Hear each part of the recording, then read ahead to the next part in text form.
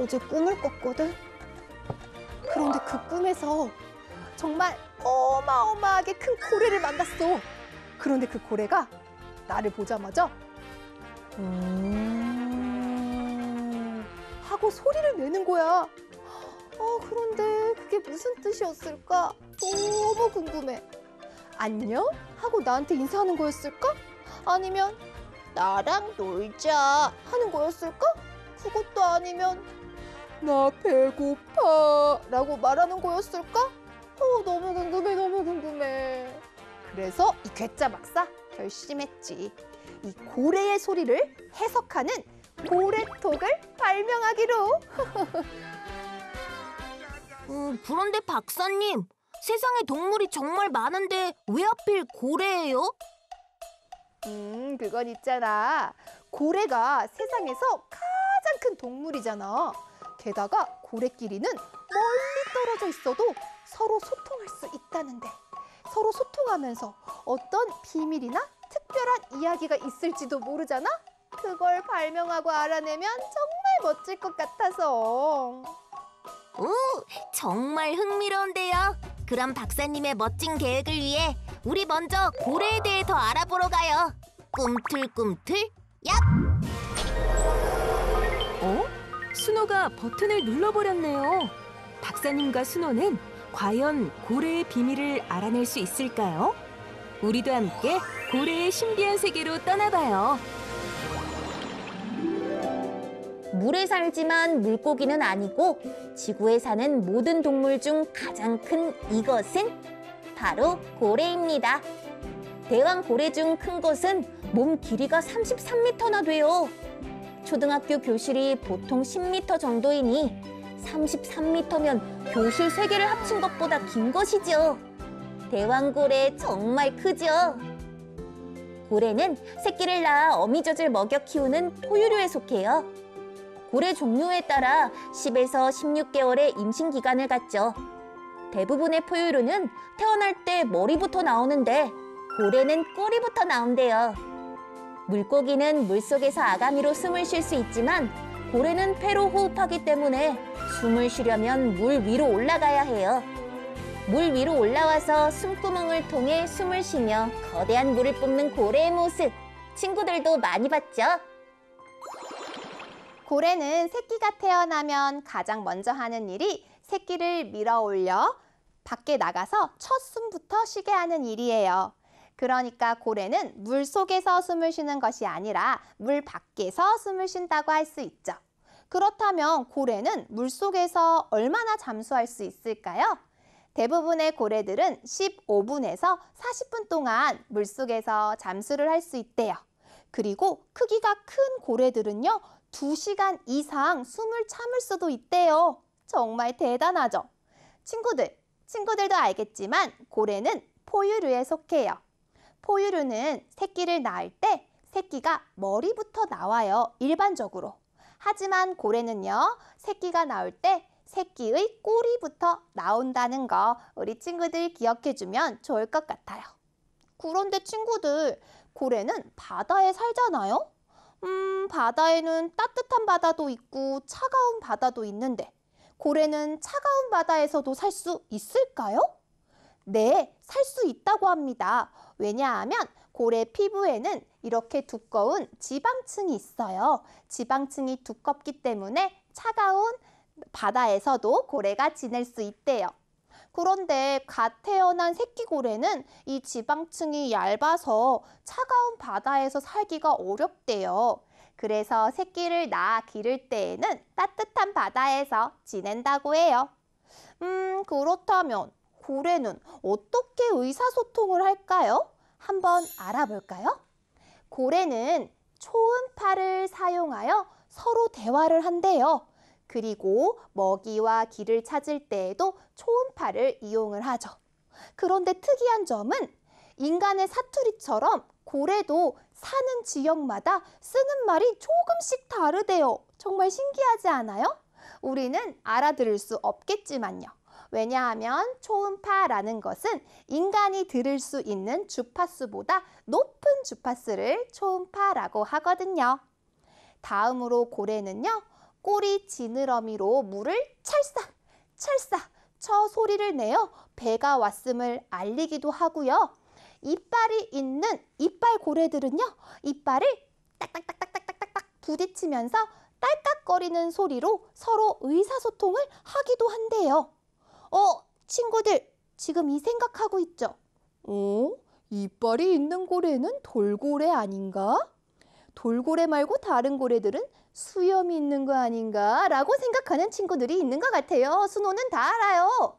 그런데 친구들, 고래 중에 크기가 큰 고래 중에도 이빨이 있는 이빨고래가 있어요.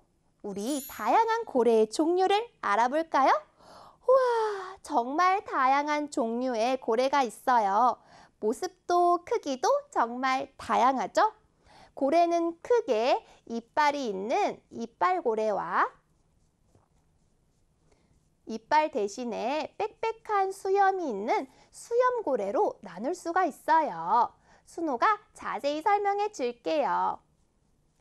이빨고래들은요, 오징어나 물고기와 같은 먹이를 잡을 때 이빨로 확 물어서 잡아요. 하지만 이것을 씹어 먹는 것은 아니고요, 그냥 삼킨답니다. 그리고 수염고래는요, 바닷물을 들이마셔요. 그리고 이 수염이 필터 역할을 해서 이 빽빽한 수염이 먹이를 걸러주는 것이죠. 너무 신기하죠? 여기에서 지금 다양한 고래가 있는데요. 여기에는 이빨고래도 있고 수염고래도 있어요. 그럼 지금부터 순호와 함께 대표적인 수염고래부터 만나러 가볼까요? 수염이 있는 수염고래에는 혹등고래와 대왕고래가 있어요. 혹등고래는 3,000m 이상 깊이로 잠수한다고 해요. 또 대왕고래는 지구에서 가장 큰 동물로 몸무게가 170톤에 달해요. 갓 태어난 새끼는 약 1.8톤이고 어미젖을 먹으면 1시간에 약 4.5kg씩 자란대요. 그럼 이번에는 대표적인 이빨고래인 범고래에 대해서 알아보자고요. 사나운 범고래예요. 범고래는 이빨이 있는 고래로 무리를 지어 다른 종류의 고래를 잡아먹기도 해요. 또 물개나 펭귄, 심지어 상어까지 사냥할 정도로 바다에서 아주 무서운 포식자예요. 하지만 무리 안에서는 서로 협력해서 사냥하고 아기 범고래를 돌보는 모습도 볼 수 있어요. 그래서 바다의 늑대라고 불리기도 한답니다. 그런데 사람들은 물고기를 잡듯이 고래도 사냥을 했을까요? 고래는 무게도 많이 나가고 크기도 엄청 큰데 사냥할 수 있었을까요? 네, 인간은요, 선사시대부터, 그러니까 글자를 사용하기 이전의 시대부터 고래를 사냥했대요. 왜냐하면요, 고래는 한 마리만 잡아도 크기가 엄청 크기 때문에 엄청난 고기를 얻을 수 있었거든요. 그렇다면 고래를 잡아서 인간들은 어떻게 고래를 이용했을까요? 첫 번째로 고래 기름을 만들어서 다양한 물건에 활용을 했어요. 고래 피부 속에 있는 지방층을 떼어내어 뜨겁게 끓이면 고래 기름이 만들어져요. 이 고래 기름은 램프, 양초, 비누, 화장품, 윤활유에 다양하게 활용이 되어서 인기가 높았다고 합니다. 다음으로 향고래가 먹이를 다 소화하지 못하고 토해낸 이 용연향은요, 고급 향수의 값비싼 원료가 되었대요. 지금부터 순호가 용연향에 대해서 자세하게 설명해 줄게요. 이 향고래가요, 먹이를 먹어요. 물고기도 잡아먹고 오징어도 잡아먹죠. 그런데 먹이 중에 딱딱한 부분이 있을 거 아니에요? 그런 딱딱한 부분은 소화시키지 못하는 거예요. 소화가 되지 않은 이 부분은 뱃속에서 뭉쳐서 기름기가 많은 덩어리가 돼요. 그 덩어리가 바로 용연향이죠. 그런데 이 용연향이요, 향기가 너무 좋다고 합니다. 과거에는 금보다 비쌌다고 해요. 그리고 고래는 뼈, 수염, 힘줄, 가죽 등 다양한 것들이 쓰임새가 많답니다. 친구들도 알겠지만 고래는 포유류이기 때문에 사람처럼 뼈도 있고요. 힘줄도 있어요. 그런데요, 이렇게 고래를 마구마구 사냥하면서 고래가 멸종 위기에 처했대요. 인간의 남획으로, 그러니까 마구마구 고래를 잡아서 고래가 멸종 위기에 처하자 1986년에는요, 상업적으로 고래 잡는 것이 금지되었어요. 그러니까 상업 포경이 금지되었어요. 하지만 아직도 법을 어기고 불법적으로 포경을, 그러니까 고래잡이를 하고 있는 사람들이 있다고 해요. 속상해. 그런데 친구들, 고래 하면 우리나라에서 유명한 도시가 어디인지 알고 있나요? 바로 울산광역시예요. 울산은 왜 고래로 유명할까요? 우리 울산으로 한번 가볼까요? 울산시 울주면 대곡리에는 선사시대에 남겨진 울주 대곡리 반구대 암각화가 있어요. 암각화는 고래의 그림을 그린 곳인데요. 돌에 북방 긴수염고래, 귀신고래 등 여러 고래를 포획하는 장면이 묘사되어 있대요. 선사시대에 고래를 잡는 그림을 그렸다니 고래를 포획한 경험이 있기 때문에 그림으로 표현할 수 있었던 것이겠죠. 이를 통해 우리는 선사시대에 고래 사냥을 했었구나라는 것을 알 수 있어요. 이 외에도 울산에는 고래논, 장생포 고래박물관, 귀신고래 해유 해면으로 고래로 아주 유명하답니다. 그럼 하나씩 살펴볼까요? 가장 먼저 고래논이에요. 고래논이라는 것은요, 친구들, 물길이 좋아서 굉장히 비옥한 땅을 고래논이라고 해요.